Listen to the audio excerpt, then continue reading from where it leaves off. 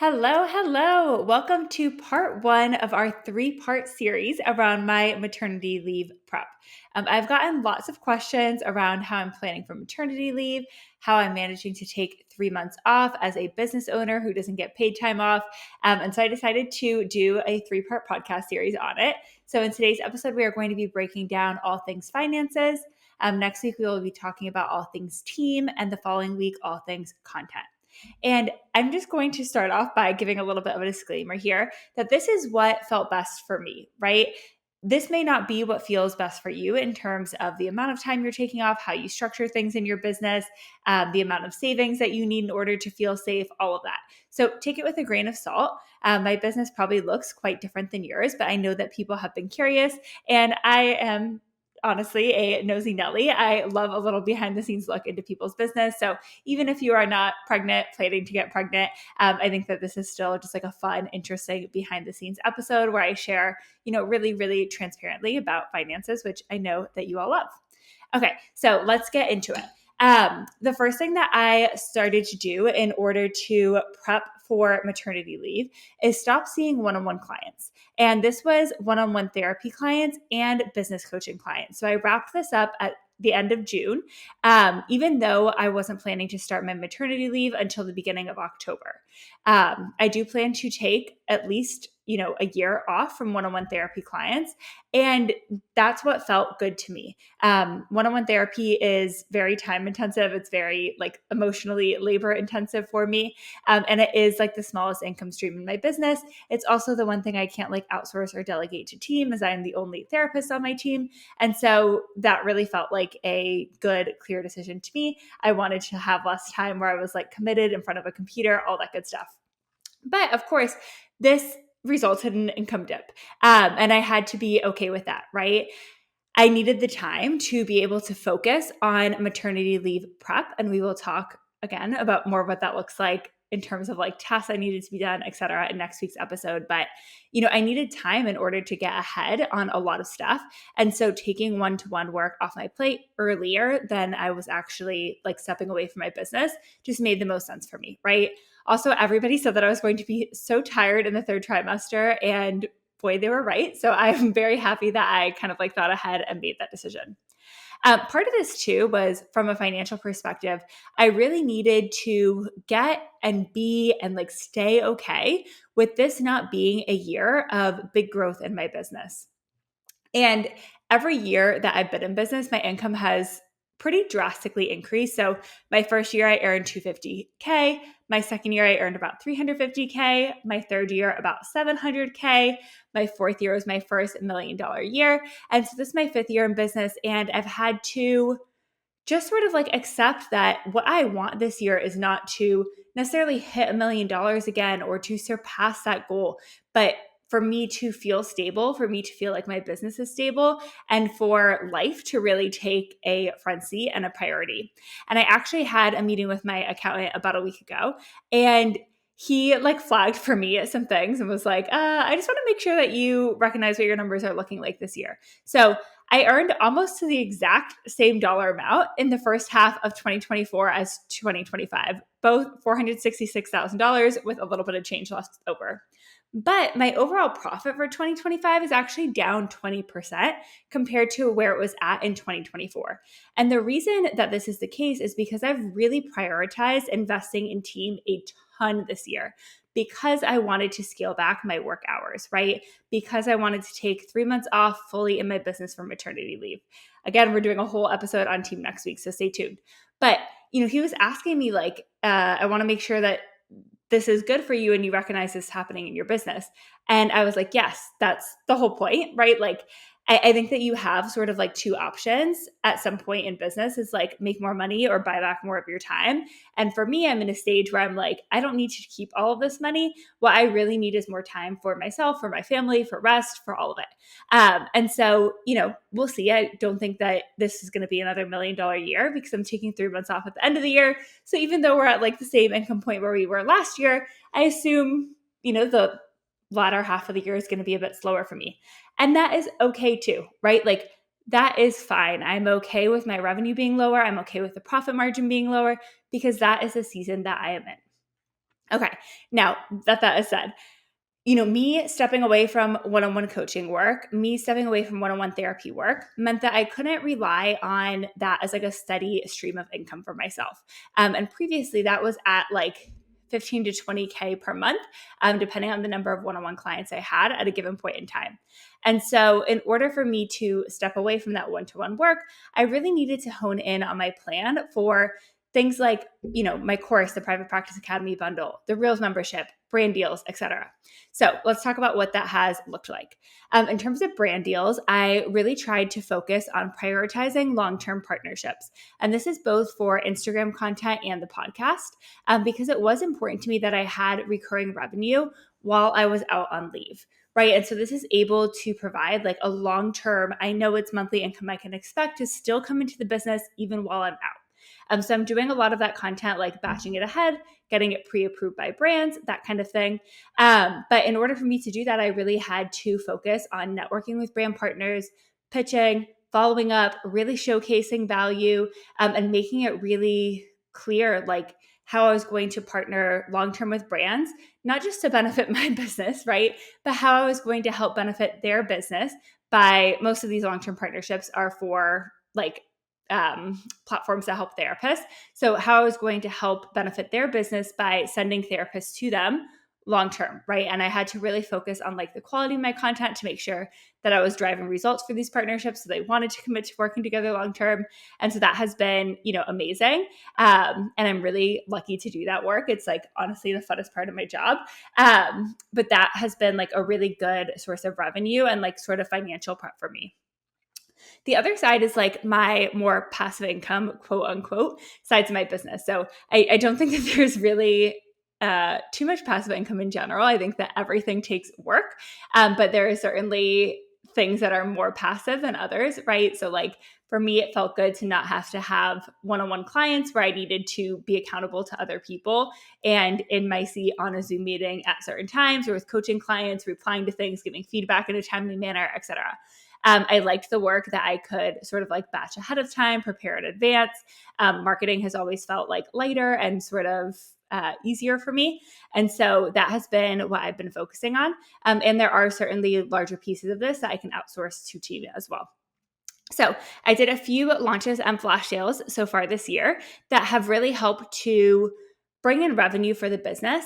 The things that are the Reels membership, that is like monthly recurring revenue, right? So that means that is people are committing to a monthly or sometimes an annual membership, depending on the sale, and they are joining the Reels membership. And then that creates stability in my business long term.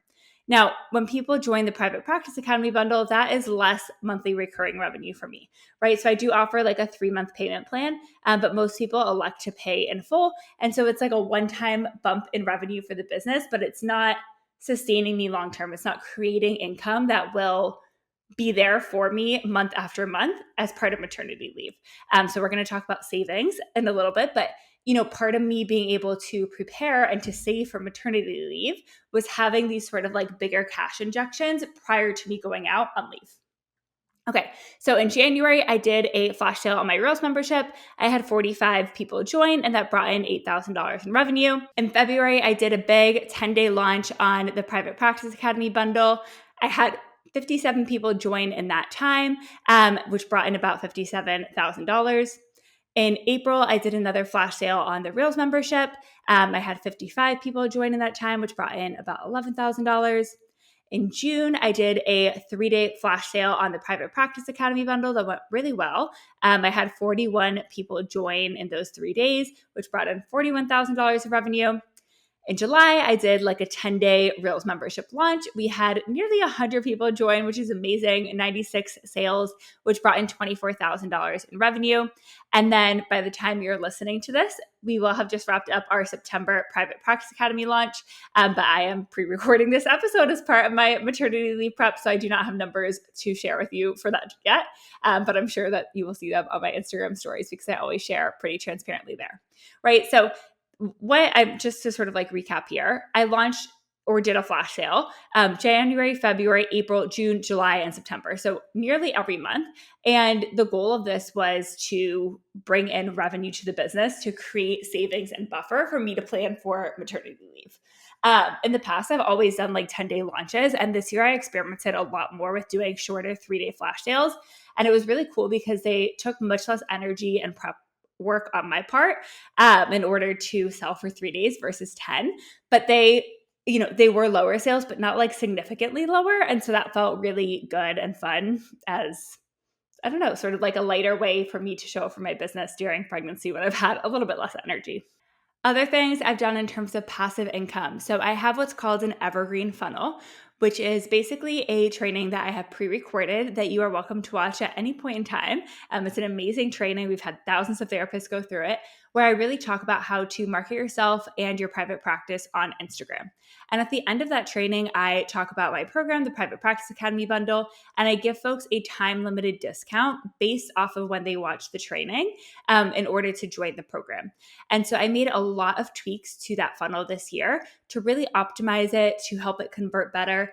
We are almost like doubling our conversion rate from making changes to the sales page, to the webinar, to the emails, like that kind of thing.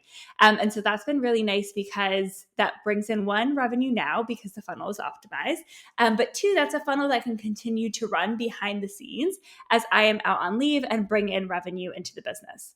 I also started experimenting with Instagram ads, and I just started that in like middle of June. So I don't have a lot of data on how that's going yet. So TBD. But that is something that I decided to start as part of like maternity leave prep. I'm going to be creating a lot less content. Tune into episode 3 for the content episode. But I'm going to be creating a lot less content during maternity leave, which means that people will be, choosing to join that evergreen funnel less, buying my Reels membership less, just seeing less of me in general. And so to be able to supplement that with Instagram ads, where my existing content can get pushed out to people more because I'm paying Instagram to do it instead of me having to create more content, just felt like a smart idea. So I'm excited to see how that goes.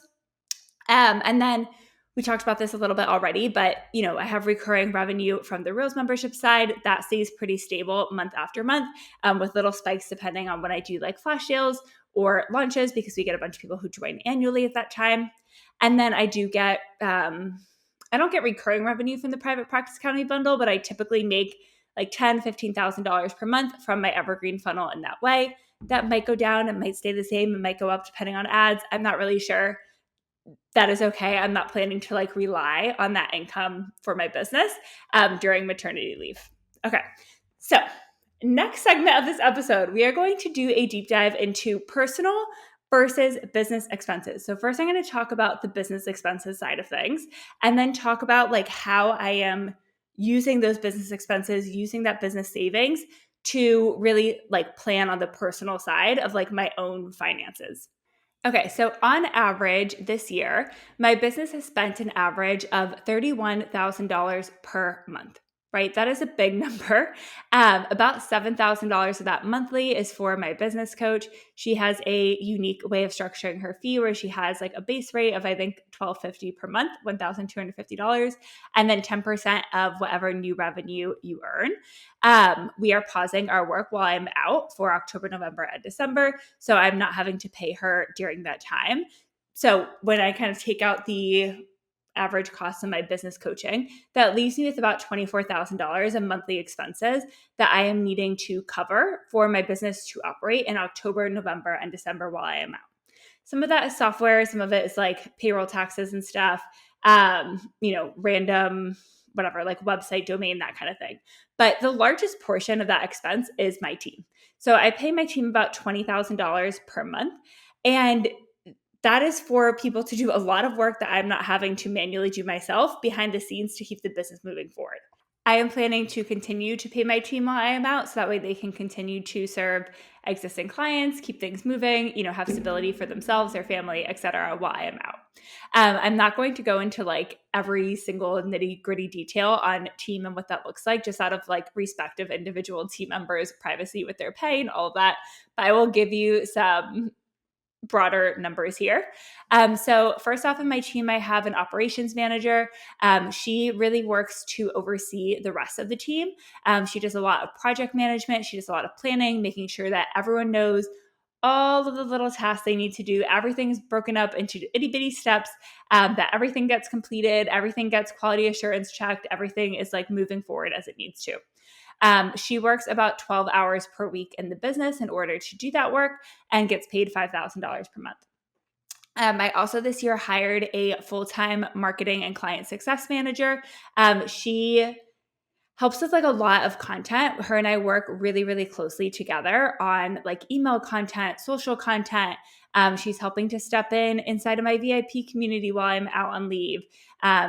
She's just sort of like, I would say like the biggest second brain in my business in terms of really understanding my audience, what people need, and helping me to create things that typically it's been in the past, like only I could do. So she helps a lot with like brand deals. She helps with editing content, that kind of thing as well. I probably talk a lot more about her in the team episode too. So tune in for that if you're curious more about that role. And she was full-time and earns about $7,000 a month from the business. I have a team of several virtual assistants. They kind of do like a variety of different tasks, but mostly like admin tasks. So like creating stuff in Canva and Adobe Express, graphics for social, slides for presentations that I do, answering emails, customer support emails, helping people update their credit card, cancel membership, troubleshoot access to programs, just all sorts of like administrative stuff.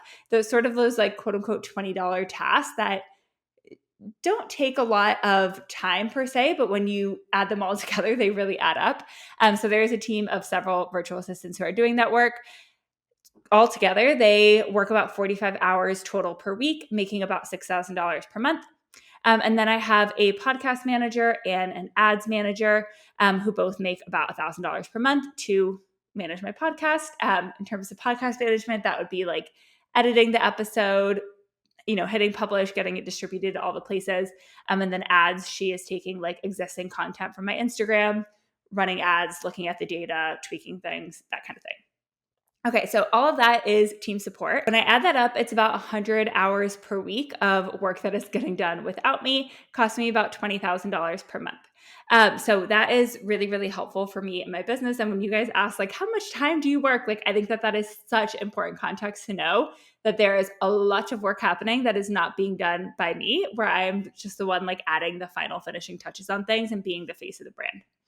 Okay, now my Reels membership and existing brand deals bring in an average of $32,000 a month, right? And so that is enough to keep me covered during maternity leave, even if the business makes no extra money from Private Practice Academy or new people joining the Reels membership or new brand deals coming in.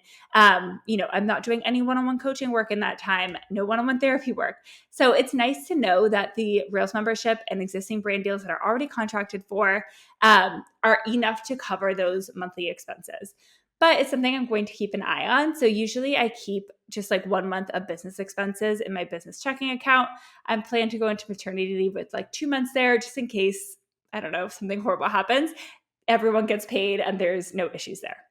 Now, on the personal side of things, I have really, really, really prioritized saving a ton since January when I found out I was pregnant.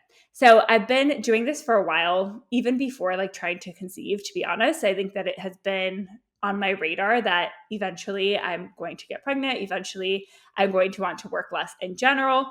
I certainly make much more money than I need to spend every month. And so we've been like investing and saving as part of that planning process. But this year in particular, I really focused on saving a lot of money in what's called a high yield savings account. I don't know the exact interest rate, but I think we get about like 4% interest on that. So it's lower than the stock market is typically.